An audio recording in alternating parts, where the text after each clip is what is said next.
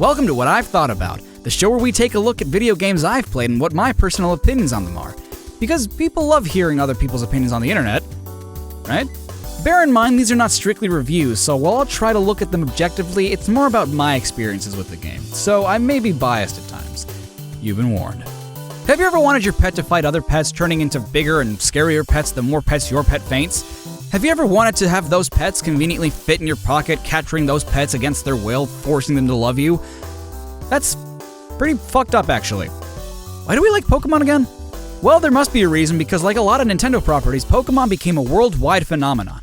From an anime currently in its 20th season with over 1,000 episodes, to a card game which still has new packs per game that comes out, and look at all the manga! Pokémon is a series that, despite its core concept being the same, the series hasn't died down all too much. To this day, people still anxiously await the next entry in the series. Hell, people anxiously await remakes in the series. I don't think I've ever seen a community be so longing for remakes. Well, we're here to look at the game that started it all, what we call Generation 1. But how about we actually take a look at the game?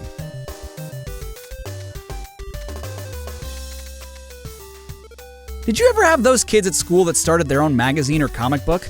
Well, back in the day, those kids were Satoshi Tajiri and Ken Sugimori.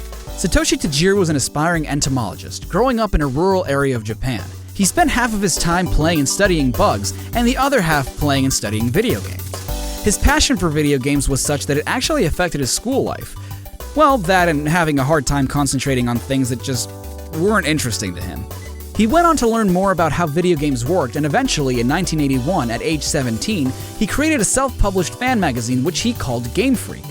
Game Freak caught the attention of designer and illustrator Ken Sugimori, who became best friends with Tajiri, running Game Freak for 5 more years, realizing that even at the time, the games were lacking a special quality to them. This would cause the two to turn the once magazine into a full-fledged video game development company in 1989.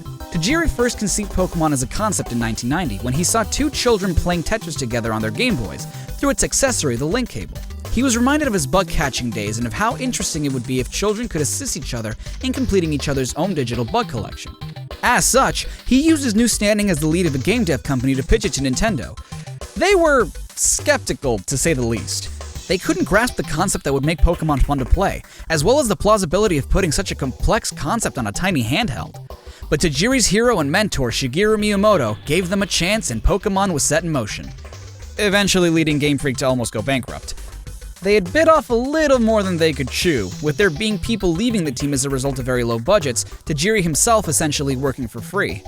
Nevertheless, Miyamoto never gave up on Game Freak, allowing them to work on the Game Boy title Yoshi, which, coupled with the investment of sister company Creatures Inc., gave them enough money to continue developing and finish Pokémon, finally releasing in Japan in early 1996. So, how did I come to know this game?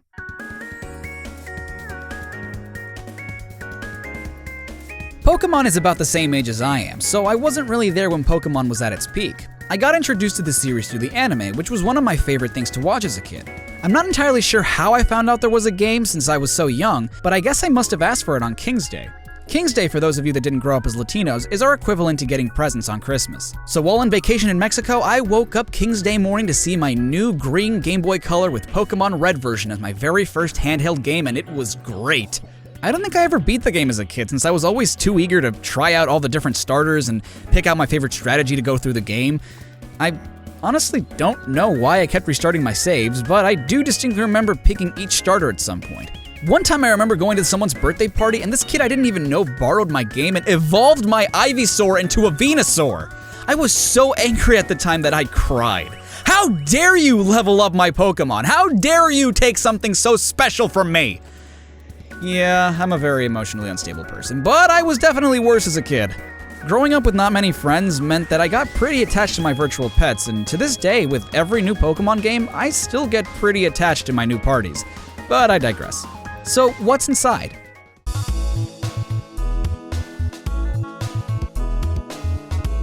So what's up? What's the story? It's a Pokemon game, so if you've ever played one, you've pretty much played them all. You're a young kid with a single parent, leaving home on your own when the professor gives you your own potentially life-threatening monster, giving you an empty encyclopedia that you have to fill up for some reason, collecting the Pokemon League gym badges, taking down the goddamn Mafia because fuck it, the police don't do their job, someone has to, and eventually become champion of the league, all while catching any monsters across your path. We're still gonna do that, but we're gonna do it in a rather unconventional way. See, I've played and seen this game be played more times than I can count, so I sort of developed my own route for this game. Remember how I told you that Satoshi Tajiri used to love playing with bugs and that collecting them was his main concept for Pokemon?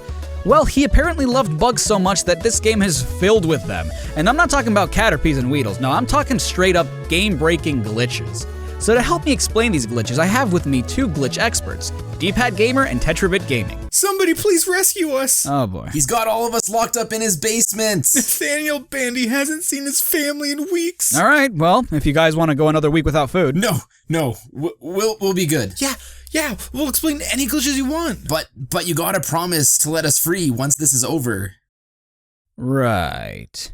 Without further ado, welcome to Pokemon Glitched Red. Let's get into the game. So we start off with Professor Oak giving us a little bit of backstory on not only himself but this world, saying the Pokemon are used for both companionship and in battle. That's a pretty big jump there.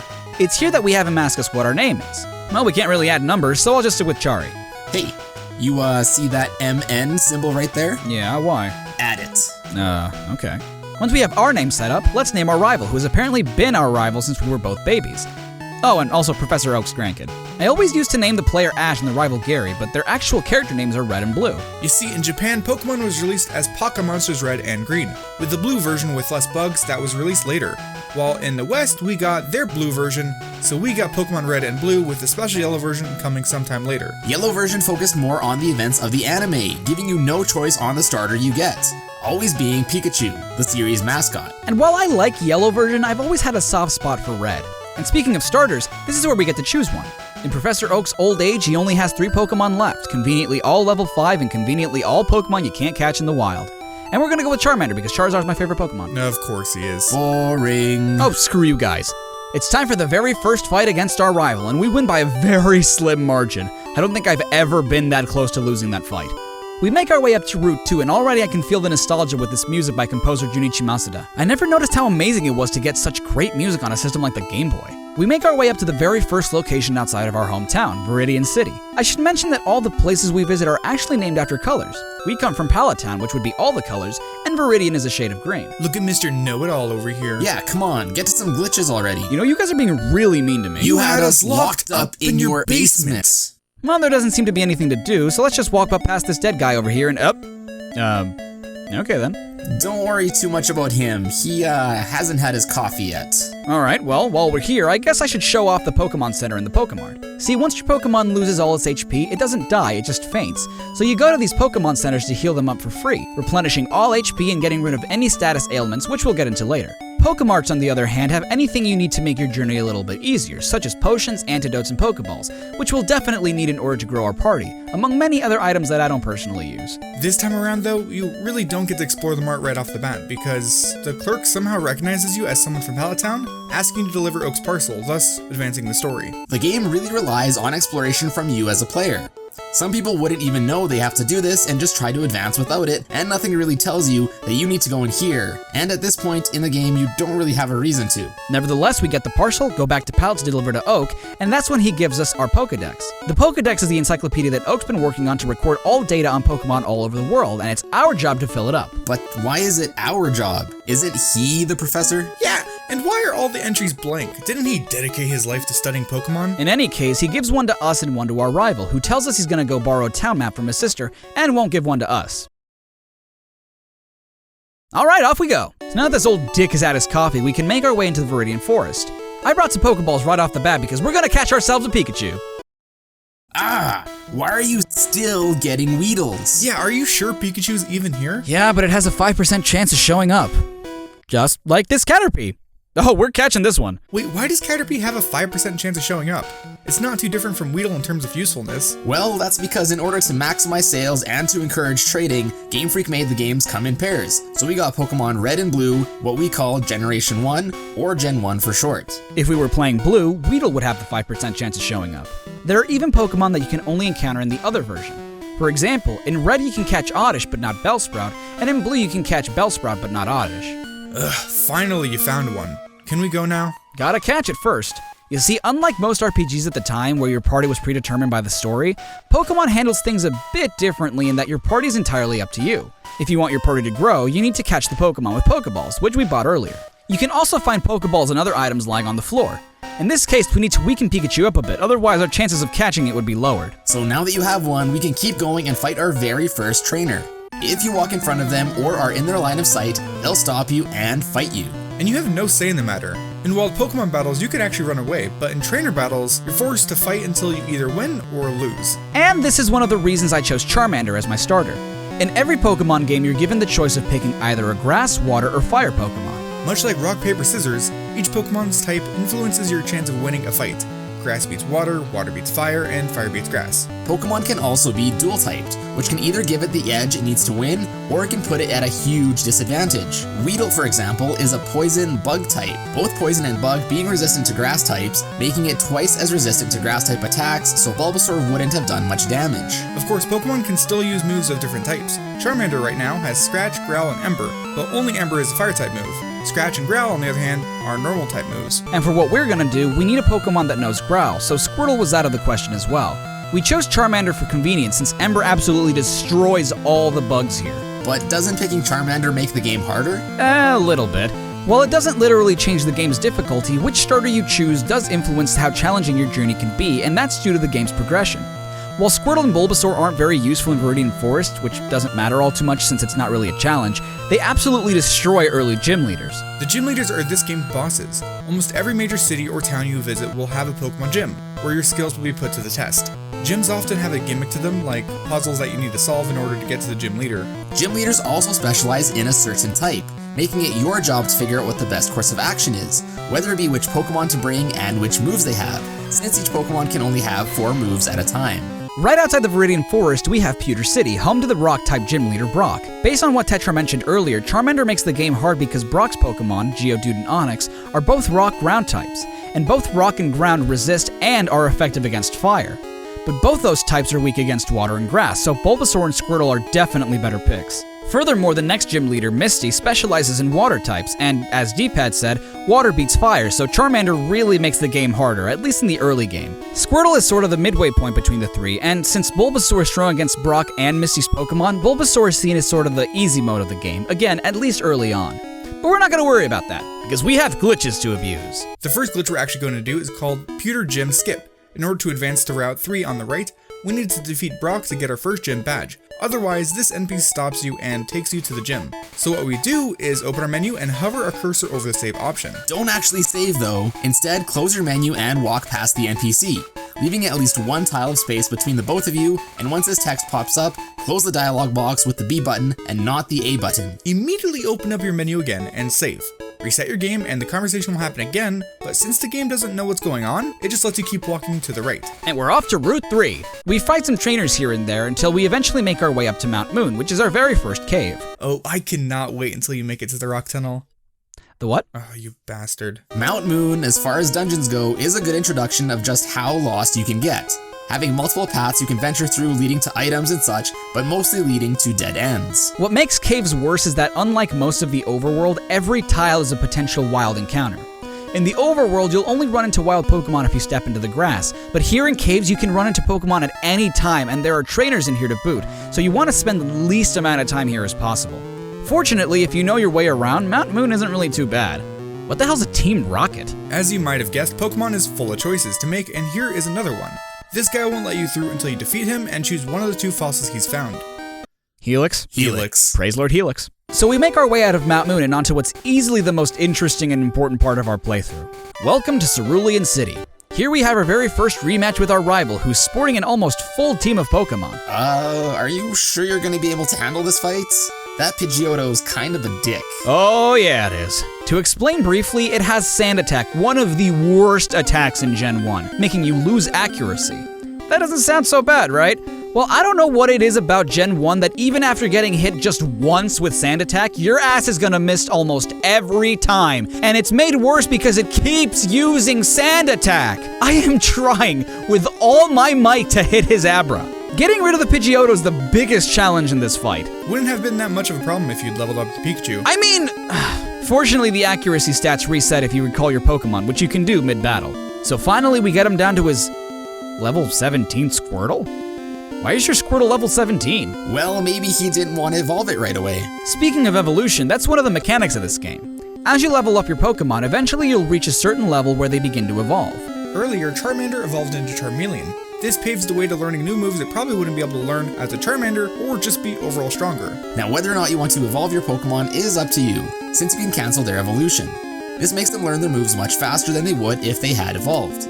The downside is that their stats don't increase as fast as they do if they evolve. And the Pokemon games love including Pokemon that straight up can't exist. Earlier in Viridian Forest, we fought a bunch of Kakunas that were level 4 and 5, but Weedle doesn't even evolve into Kakuna until level 7, so yeah. So we beat our rival's Squirtle with Charmeleon in the luckiest bout of RNG I've ever seen, and we head on to the Nugget Bridge, where we have to fight 5 trainers in a row, and that was fast. At the end of the Nugget Bridge, we face off with a dude who really has a thirst for evil, inviting us to join something called Team Rocket. What is that, like a BDSM group you got going on with that whip of yours? Alright, he's down. So what's next? Well, now we have our very first required catch. We're looking for Abra, a psychic-type Pokemon that, well, let's just say isn't the easiest Pokemon to catch. Already I have a 15% chance of finding one and a 26% chance of catching it. Yep, every Pokemon has an individual catch rate, making some Pokemon way easier to catch than others. As if that wasn't enough, the only move Wild Abra knows is Teleport, which lets it flee from battle, so you really only have one shot to catch it before you have to go looking for it again. And it's because it knows Teleport that we need this Pokemon. Teleport is not only a battle move, but it's also a field move, meaning you can use it outside of a battle to achieve a desired effect. In this case, Teleport warps us back to the last Pokemon Center we used. Since we healed in Cerulean before taking on the rival, Teleport would bring us back here. But we're going to perform something called the long-range trainer glitch, also known as Trainer Fly. You can use Teleport, Dig, Fly, or an Escape Rope to do this, but because we only have Teleport available to us, this is what we'll use.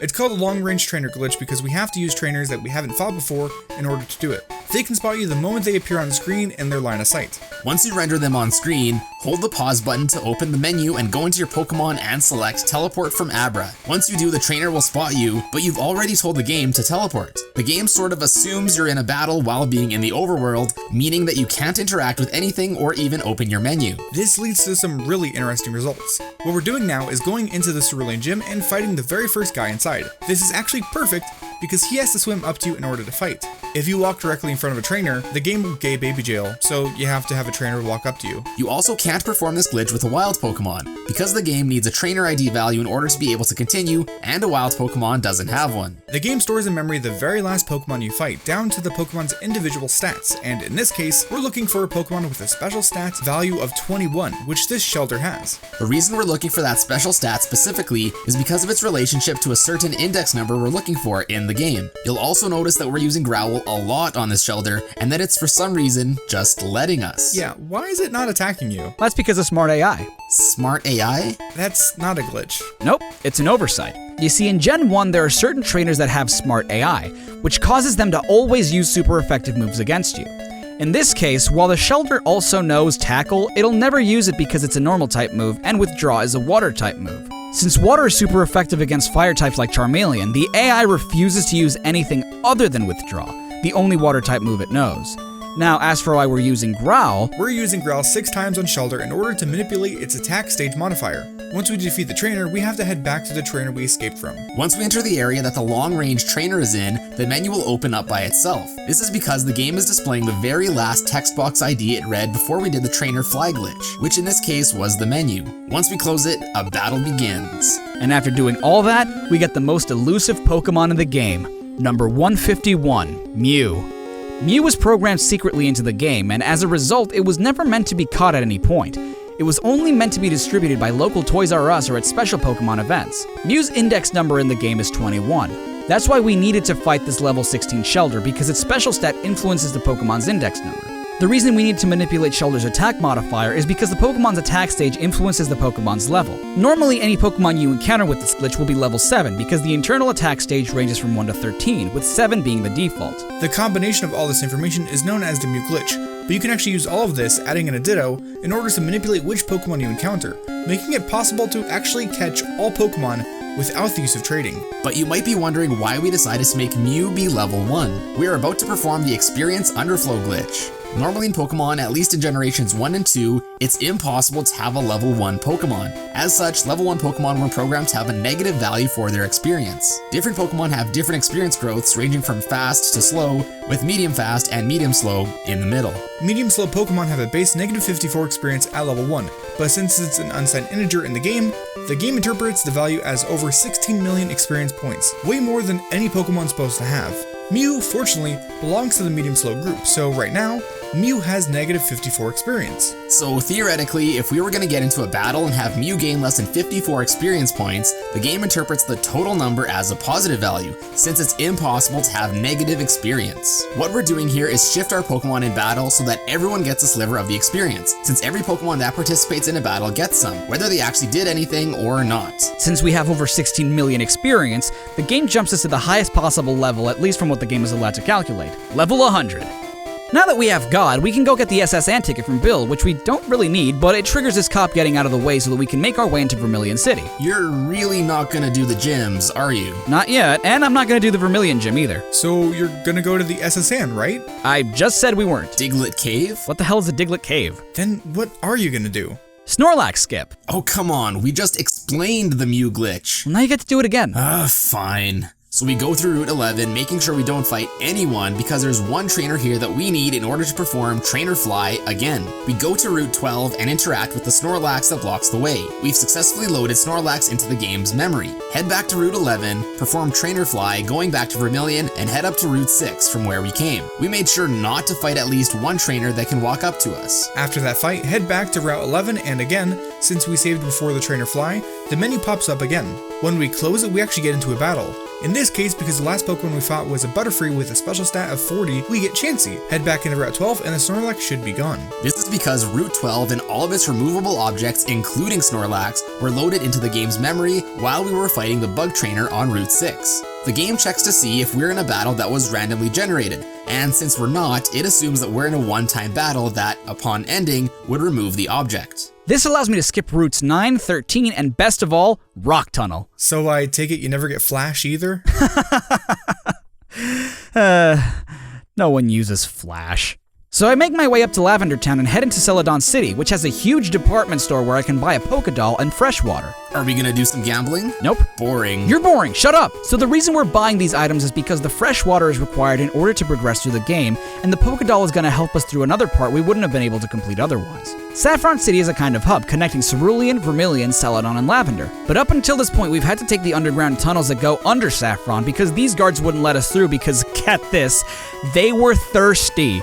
They claim it's because something was under construction, but the moment we quenched their thirst, they let us through.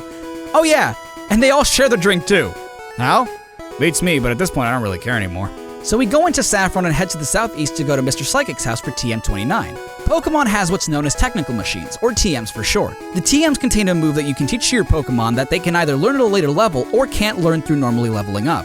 TMs are a one and done deal, so if you use a TM on your Pokemon, you can't use it again. TM29 contains Psychic, the most powerful psychic move in the game, and we're going to teach it to Mew, who up until now only had Pound, which is a normal type move. I should mention the advantage there is to having a Pokemon use a move that it shares a type with. If Mew, a psychic type, uses a psychic type move like Psychic, it receives what's known as the same type attack bonus, or Stab for short. Every move in Pokemon has its own properties that range from being physical, special, status inflicting, or stat boosting. As well, every move has its own base stat, Psychic having a base power of 90. With Stab, Mew's Psychic now has an added 50% increase in damage, now being 135 instead of its base 90. It also helps that Psychic types are by far the most broken type in Gen 1 because nothing really resists them. There are only 3 pure bug types in the game, Caterpie, Metapod, and Pinsir, and there are no pure ghost types. Coincidentally, both the rest of the bug types and ghost types all have a dual poison type, and poison is weak to Psychic, so suffice to say if you have a Psychic type on your team, you're undoubtedly going to have an easier time. So we teach Psychic to Mew and head back to Lavender Town because unfortunately there is an item we need to get in order to reach Fuchsia City. We could go the long way around and fight a bunch of trainers, but why start now? Going into the Pokemon Tower, we meet up with our rival again, who's, well, let's just say he's not a threat anymore. Venturing through the Pokemon Tower, you'll encounter ghosts. Spooky. They are actually supposed to be ghost-type Pokemon, but since we skipped gambling, Oh my god, get over it. we weren't able to obtain the Silph scope, which would have allowed us to identify the ghost we're fighting. As a result, even our level 100 Mew is too scared to fight it and to even move. We can't catch it or anything, and the only option is to run away. That being said, we can still see what Pokemon the ghost was supposed to be by checking our own Pokemon status screen, booting up their sprite. When we exit back to the fight, we can now see the Pokemon we're technically facing. It's only a graphical glitch though, since we still can't fight it or catch it. Fortunately, that's not the only glitch in Pokemon Tower. Getting to the very end starts up a forest fight with another ghost, who is actually the ghost of a wild Marowak. Even with the Silph scope, you can't catch it, and since we don't have it, our only option is to run away. But running away and coming back initiates the fight again. That's why we picked up the Pokédoll in Celadon. Fleeing from wild Pokemon isn't always possible, and it is dependent on your own Pokemon's speed stat. Pokédolls are battle items that you can use to escape any wild battle, no matter what your odds of escape are. The game treats Pokédolls, running away, and winning all as different means of ending a battle. While we didn't win the fight, we also didn't flee from the fight, so the game doesn't know what flag to check, but it knows that we somehow ended the battle through a means of not running away, and now we can move on to the top floor. Here we fight more of these Team Rocket dudes, who I guess like hosting their orgies of Pokemon graves of sick freaks, and meet Mr. Fuji, who gives us the Pokeflute, a key item that lets us wake up Pokemon. I guess I should briefly talk about the status conditions in this game. There are 5 non-volatile status conditions your Pokemon can be inflicted on and suffer from. They can only be inflicted during battle and continue on even after the battle ends. Burn is inflicted mostly from Fire-type moves and causes a little bit of damage to your Pokemon every turn. Freeze immobilizes your Pokemon, rendering them unable to do anything. In every other generation, your Pokemon has a 20% chance of thawing out every turn, but in Gen 1, like every other status condition, your Pokemon cannot be thawed unless you heal at a center, use an Ice Heal, or get hit by a Fire-type move. That kind of explains why I remember freezing being annoying. Paralysis not only cuts your Pokemon's speed by 25%, making it harder to attack first and even run away, but there's also a 25% chance that your Pokemon won't be able to attack at all during their paralysis on any given turn. Poison works a lot like Burn in that you lose a little bit of HP every turn, but it extends to the overworld as well, as your Pokemon continue to lose health with every 4 steps you take until you either heal it or it faints. Finally, the sleep condition, like the freeze condition, makes your Pokemon unable to do anything, from 1 up to 7 turns. Again, only in Gen 1, a Pokemon cannot wake up and attack in the same turn. This is where the Pokeflute comes in, since it works like an eternal awakening, allowing us to wake up any Pokemon in a battle, including enemy Pokemon whenever we want. Outside of battle, it's used to wake up the Snorlax that we skipped and another Snorlax that blocks the way to Cycling Road. Once we get past it, you might notice that we're trying to get to Cycling Road, a part of the game that forces you on your bike, but we never got a bike. Not a problem, because simply holding left on the D-pad... Yeah? What? Holding left lets us get through the guard that doesn't let us advance. Yeah, why is that? This is a really easy glitch to perform. It's because holding left overrides the automatic function of moving you to the right, allowing you to go outside the guard's line of sight and outside their trigger zone. Oh, cool. So wait, this could have worked on the Saffron guard too? No. Wait, why? I don't know. Okay. Well, we're on a bike now. We make our way to Fuchsia City and go into our very first gym. Wait, why are you starting with this gym? Because this is the gym that lets us use Surf outside of battle. But you don't even have Surf yet. I know, but I can get Surf in the Safari Zone, which is in the city too. So why didn't you do that first? Because this was closer, damn it! This guy dropped his balls! Now we fight our very first gym leader, Koga, who specializes in Poison-type Pokemon. Remember how I mentioned earlier that Poison types were weak to Psychic types? Well... And with that, we have our very first badge, the Soul Badge, which raises our Pokemon's defense stat and lets us use Surf outside of battle. So we make our way into the Safari Zone, and what this is a kind of mini-game where we pay to go into an area where we get to catch Pokemon. Wait a minute, I'm paying you to do the exact same thing I've been doing this whole goddamn time? Well, to be fair, you can catch some of the rarer Pokemon in Safari Zone, like Chansey, Rhyhorn, Scyther, and Kangaskhan. Yeah, and there is a difference in gameplay. Up until the game, every encounter we've had, we bring out our own Pokemon, but in the Safari Zone, we have to fend for ourselves, since they don't let us bring our own Pokemon, so bringing down the Pokemon's HP is out of the question. Instead, we get this system where the Pokemon run away if we don't catch them, sort of how Abra teleported earlier. This time around, the Pokemon don't fight, and the only things we can do are throw things, whether it be a ball, bait, or a rock. Balls work the way normal Pokeballs do, but now they have a chance of missing the Pokemon outright, which is really annoying, and that's where bait and rocks come in. Bait makes the Pokemon more likely to stay but more difficult to catch, whereas rocks make the Pokemon easier to catch but more likely to flee. While I was here, I accidentally caught an Execute because I was just tapping the A button. So that's a thing. The Safari Zone is also a maze of sorts, and if you reach the end of it, you can find these golden teeth and this guy that gives us HMO3, Surf. HM stand for Hidden Machines, and unlike TMs, are moves that you can use indefinitely. Added to that, the moves can't be forgotten through conventional means and have effects outside of battle. There are 4 in Gen 1. Don't you mean 5? Nobody uses Flash! Going back, we deliver the Golden Teeth to the owner of the Safari Zone, and he gives us HMO4, which is Strength. Surf lets us navigate through water, and Strength lets us move boulders. So now let's head back to Vermilion. But I thought you said you weren't going to go through Route 13. I'm not. What, are you gonna slowly go back through Cycling Road? Nope. See, the very last Pokemon Center I used was the one in Vermilion, meaning I can just use Teleport and I'll end up there. Normally they expect you to use Cut to get through here, but there's also a body of water we can use to just surf around. Now we enter the Vermilion Gym, where probably the most random and annoying gimmick spelled with a Y is found. I have to find 2 switches, which can be in almost any of these cans. Here's the catch. If I hit the wrong can after I get the first one right, both reset and I have to start all over again. Finally, I managed to get both and fight Lieutenant Surge.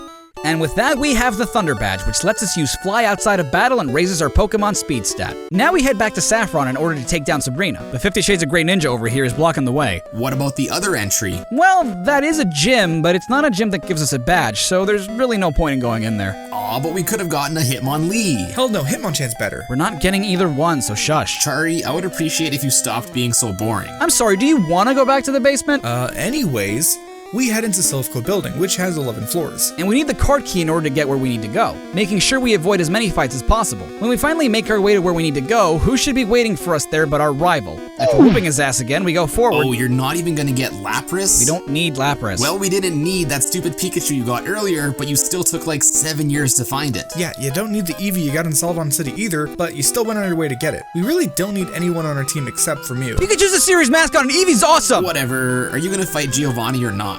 Who? Giovanni, the leader of Team Rocket? This guy? He's the president of the Kinky Club? And why is he talking to me like he knows me? Because the game assumes that you went through the game corner to get the Silph Scope in order to get the Pokeflute in order to get to Fuchsia. But we're in Saffron. In fact, we can get to Saffron without any glitches. Well, yeah, but you wouldn't be a high enough level to get through this anyway. My point still stands. Why would they allow you to go into Silphco if you haven't completed everything else first? You never have to do the game corner, the game just expects you to. In any case, we fight him, his team sucks, moving on. We talk to the president of Silph, who gives us a Master Ball. See, in Pokemon there are also different kinds of balls.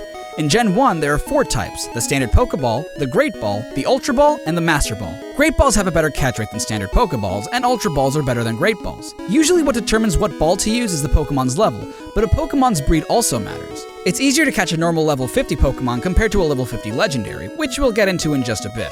While you can catch a level 50 Legendary with a Pokeball, you're more likely to catch it with an Ultra Ball. But the Master Ball was designed to catch any Pokemon without fail, and there's only one in the game, so you better make it count. Yeah, okay, I'm sorry, I couldn't say that with a straight face. So now that a 10-year-old defeated a mob boss, the Mafia has left the city, and now we can fight Sabrina, who, despite saying that she hates violence, is the leader of a gym that is focused on Pokemon beating the shit out of each other for a badge. Lovely. While she focuses on psychic types, it hardly matters when we have and it's over. And with that, we have the Marsh Badge, which lets Pokemon up to level 70 obey us. Yep, because my level 100 Mew is being insubordinate and churlish. So we head back up to Cerulean and fight Misty, and with that we have the Cascade Badge, which lets us use Cut outside of battle and makes Pokemon up to level 30 obey. So we head to Celadon and, shit, I do need Cut.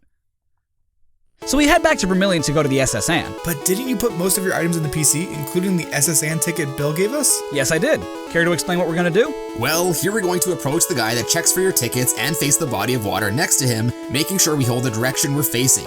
Then we're gonna save our game and reload. Normally, when you load a save, the game sets you to be facing down, no matter what your last position was due to limited memory. But in this case, since we saved in the middle of an action, the game got confused and it saved our direction.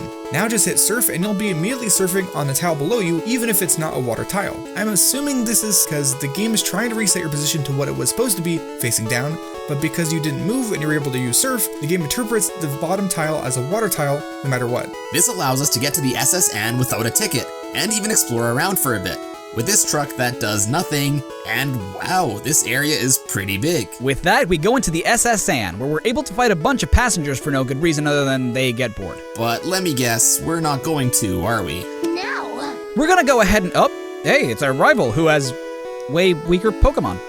So we give the captain a hand job, and he gives us HMO1 cut, which lets us get rid of these nasty trees in Celadon that are in our way that we can't just walk around for some reason. We go into the gym that has grass users, and if you thought that having a fire-type Pokemon makes this easier, you thought wrong, because these nasty whores are gonna poison powder rap combo your ass until you dead.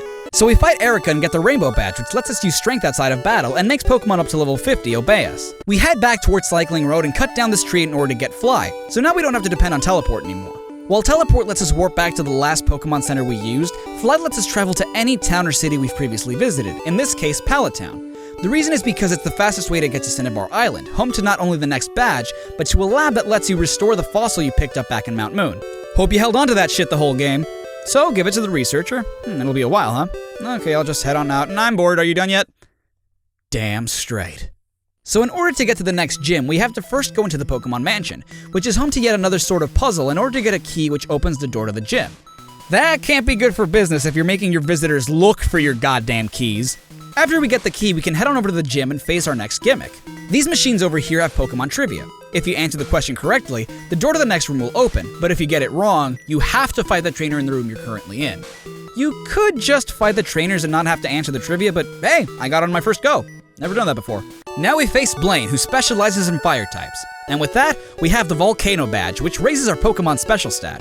Next, we fly on over back to Pewter City and finally face Brock and get our Boulder Badge, which raises our attack stat. It also lets you use Flash outside of it. Nobody uses Flash! After that, we fly on over back to Viridian City. Yup, the very first gym you encounter is the very last gym you have to visit, and it's host to guys with whips? Well-oiled muscle men? This can only be the work of Giovanni. I knew it. Well, his team still sucks. Okay, in all seriousness, I do remember this being a really good twist, and casually, he's a really hard gym leader since his ground-type specialty allows for some really interesting matchups. And with that, we have our very last badge, the Earth Badge, which makes all Pokemon obey us. So I guess now it's time to take on the Pokemon League? Not quite. There's still one more thing we need to do. You don't mean... Oh, I mean. The most famous glitch of them all. The Minus World. Wait, what did you guys say? No, nothing. No, yeah, what you said. So what you want to do is talk to that old man that was blocking our way all the way in the beginning of the game and let him explain how to catch a Pokemon. What's happening right now is that we're once again loading data into the game's memory. This is actually an extension of another glitch known as the Fight Safari Zone Pokemon trick, wherein you load the Safari Zone and head off to Route 20 or the East Coast off Cinnabar Island. Wait, really? Yeah, the reason for it is pretty insane. Okay, lay it on me. In Gen 1, all of the tiles in the game consist of 4 subtiles. So when you step on water or grass, the game is checking the bottom right subtile to see if it meets the criteria to make a random encounter possible. In Red and Blue exclusively, when checking what Pokemon is encountered, due to either a programming error or an oversight, the game uses the bottom left subtile instead. This is why you'll never get an encounter by surfing on the edge of the southern or western side of the island, because the bottom right tile is looking for an encounter where there can be none. However, if you surf on the northern tiles, you'll notice that you actually can get encounters, but because both tiles are water tiles, the game gives you what it's supposed to. In this case, surfing on the eastern side causes the game to look for a wild encounter due to the right side, but the left side doesn't know what Pokemon to give you, so it recalls any and all possible encounters from the last area that you were in that has wild encounters. In this case, because we spoke to the old man before coming here, the game recalls Viridian City as the last place where a wild encounter occurred. The Weedle catching tutorial is neither random nor a trainer battle, but since the Pokemon can be caught, the game still considers it to be a wild Pokemon. But what about that little body of water in the bottom left of Viridian? Fun fact, they actually never programmed any random encounters there. You can fish for wild Pokemon there, but the game considers that to be an encounter triggered by the player, notifying its status as random. Since the Weedle catching tutorial is treated as both random and wild, despite the fact that it to a degree requires some input from the player, we get some glitch Pokemon here. Why am I getting this instead of, say, a Weedle like the old man got? Because the game is using your name as Pokemon data instead. Since you get replaced by the old man, from the sprite all the way down to his name, the game needs somewhere to store your player information. It can't just delete you, so it hides your info in the random encounter data, placing your name into the Pokemon index numbers. Which Pokemon you get is dependent on the characters in your custom name, specifically in the 3rd, 5th, 7th, 9th, and 11th slot of your name. That's why you can encounter Marowak and Golduck.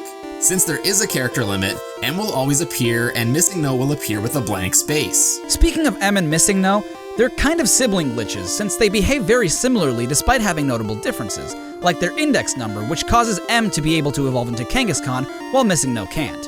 However, what we want this time around is what makes them similar, and that's their effects in-game. Encountering either one of these glitch Pokemon causes you to get 128 of the item in the 6th slot of your bag. This is called the item duplication glitch. We can use this to get unlimited Master Balls, rare candies which level up your Pokemon without having to fight, and nuggets which you can sell at Pokemarts for a lot of money. Well, now that we've shown off, now we're going to the Pokemon League, right? Yes, but now that we have all these Master Balls, I think there's one more thing we should do beforehand. The Legendaries? Indeed. Earlier I mentioned legendary Pokemon. Legendaries are one-of-a-kind Pokemon that you can only fight once, at least in this game. The game hints at their existence, but it's not quite obvious where you need to go in order to encounter them. There are 5 in Gen 1, with Mew being one of them, even though you're not supposed to be able to catch Mew. There are 3 legendary birds, and 2 of them are in areas that we skipped. Articuno, the ice bird, is found at the Seafoam Islands, between Cinnabar and Fuchsia. While I knew the Seafoam Islands existed as a kid, I spent most of my time trying to get out of there instead of exploring and finding Articuno. Zapdos, the Thunderbird, is located at the power plant, which I honestly didn't even know existed as a kid, since you have to surf on the side of Route 9 near the rock tunnel. But since you usually don't have surf when you come here the first time, by the time you do get surf, you don't really think to come back. At least I didn't. Moltres, the Firebird, is found at Victory Road, which is where we're heading to next. Oh, it's our rival again. Okay, moving on. Anyway, we're heading to the Pokemon League, so we show our badges to the guards and head on over to Victory Road, the final dungeon of the game, where the hardest trainers lie. This is really a part of the game I never look forward to, since there are drawn-out boulder-pushing puzzles, and it doesn't help that there are random encounters up the ass, along with other trainers trying to pick a fight, which can just cause you to take even longer to push the boulder, not only out of the way, but onto a button that lets you proceed. Moltres can be found along the way, and it's arguably the easiest bird to find because you kinda can't miss it, whereas the other 2 you can easily skip. Fortunately, none of the dungeons gave us too much crap this time around, and we can finally proceed to the Elite Four. The Elite Four are kind of like gym leaders in that they specialize in certain types of Pokemon. They're sort of a boss rush, except for the fact that they're all new bosses and require a little more skill in order to take down. First off, we have Lorelei, who specializes in ice Pokemon. Or at least that's what she says, because while, yeah, 4 out of 5 of her Pokemon are ice Pokemon, 4 or 5 are also water Pokemon. And Slowbro isn't even an ice Pokemon either. But it can learn ice-type moves, right? Well, yeah, but it doesn't even know any. Fortunately, Charizard can take down all of them, except for her goddamn Lapras. Fuck you, Lapras! Bruno's much easier than Lorelei at least, and makes even less sense. He specializes in fighting-type Pokemon, despite not having 1, not 2, not 3, oh wait, it was 2 Onyxes, that not only have the same moveset, but again, don't have any fighting-type moves in them. Agatha specializes in Ghost-type Pokemon. Well, more specifically, Poison types, because while 3 of her 5 Pokemon are Ghost types, all of them are Poison types, meaning that a Psychic type can bring them down. The final Elite Four member is Lance, the Dragon Master. Well, okay, only 3 of his 5 Pokemon are actually dragons, and 2 of those 3 are Dragonairs, and Gyarados is 4 times weak to electric types, but whatever. Just attack them with your own dragon or with an ice type, and you should be golden. So we win, right? Yeah, that has to be it. Well, unfortunately, there is one more person that we have to face that got here before we did. Nathaniel Bandy! Nathaniel Pokemon Trainer Bandy every fucking time. This truly is the hardest fight in the game, given the variety that our rival has on his team. Without Charizard taking on Lorelei, I don't think Mew would have enough PP to handle this fight. PP. It means power points. It's how many times a Pokemon can use an attack before having to be healed. I know, but it's still funny. And with that, we are the Pokemon Champion. Professor Oak came. We are inducted into the Hall of Fame, the credits roll, and the game restarts you back at Pallet Town, allowing you to catch them all at your leisure. But I already did that once in my life, and I'm not willing to do it again. Once we start the game again, I fly back to Cerulean for one last legendary we need to catch. See, Mew is number 151, but its clone is number 150. Wait, what sense does that make? Anyway, we enter Cerulean Cave, which is normally blocked off until you beat the Elite Four, and again, fortunately this didn't give me as much crap as it usually does. Since I never beat the game as a kid, I didn't even know how to get in here, much less what was inside. But if you play your cards right, you get to fight Mewtwo, the most powerful Pokemon in the world. We caught him, we're done. Not so fast. There is one more thing you need to do. Huh? What do you mean? Do the old man glitch again. Okay. You want me to go back to Cinnabar too?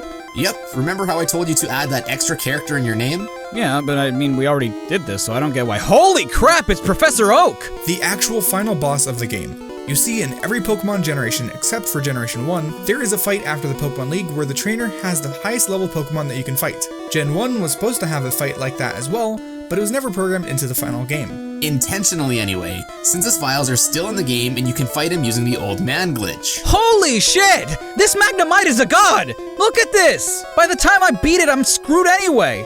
His Pokemon did change the second time I fought him, so that was much easier. Unfortunately, neither of the teams we fought were Oak's intended team. But this gives us the chance to show you the final glitch we have, and aside from the old man glitch, it's probably the most useful one in the game, the Ditto glitch. The Ditto glitch is an extension of the Mew glitch. You know how we specifically needed to fight a Pokemon with the special stat of 21 in order to catch a Mew? And how we fought that Chansey because we fought a Pokemon with special stat of 40? Well, there's this Pokemon called Ditto that has a special ability called Transform, which turns it into whatever Pokemon it's fighting, copying its moves and its stats. So, what we want to do is send out a Pokemon with a special stat of 226. In this case, Kadabra. So I defeat it and head back to the trainer I used Trainer Fly on, right? That's right. Now your menu will pop up and you'll fight Gen 1's true final boss, sporting a Tauros, an Executor, an Arcanine, a Gyarados, and the final evolution of whichever starter you and your rival didn't choose. It's a shame they didn't end up including this, because this is actually a really interesting concept for a final battle, since it's really similar to the champion fights, with the added surprise that Oak actually raised the final starter. And he's down! I've actually never fought Oak before, thanks you guys. Hey, our pleasure. So, are we ready to wrap this up? Yeah, let's. So, this is what we've thought about Pokemon Gen 1. I guess I got so carried away with the glitches that I never really talked about what I thought about the game.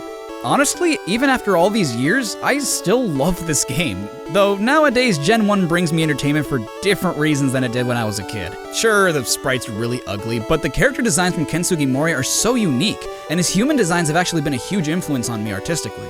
Junichi Masuda's music is music I can still hum to this day, and it's probably the best soundtrack on the Game Boy. For all the glitches it has, there's still glitches you have to go out of your way to find, even if they are easy to pull off, and despite all the bugs, it's still pretty amazing that all the information from not only the trainers but all the Pokemon could fit tightly into this neat little cartridge, particularly at the time. All in all, a great introduction to RPGs for anyone looking to get into them, and a great start for an ongoing adventure that has spanned over 20 years. Well, Pokemon Blue was the first game that I got for my Game Boy, and this was before I even knew how to read English. But even so, the game kind of just stuck with me, and it turned me into a huge Pokemon fan ever since. Well said. I don't have much to add aside from the fact that Squirtle is factually better than Charizard. Thanks for having me. Hey guys, Charriii5 here. Thanks so much for watching what I thought about Pokemon Red or Generation 1 or whatever, however you want to see this. I'd love to know what you guys thought about this game, and hey, while you're at it, why not suggest something for me to look at? Maybe I'll get to it soon. I want to give a huge shout out and thank DPad and Tetra for helping me out with this video. Hey, no problem, Charriii. Thanks for having me. I will see you guys in a bit. The three of us, along with a few other content creators, have formed a group called Minus World, where we get together to make videos like this, so make sure to visit DPadGamer and TetraBitGaming's channels, as well as the rest of the Minus World crew, and subscribe if you like. Remember, just because you like it doesn't mean it's good, and just because you hate it doesn't mean it's bad. Until next time, stay safe and stay awesome. This is Charriii5, signing off.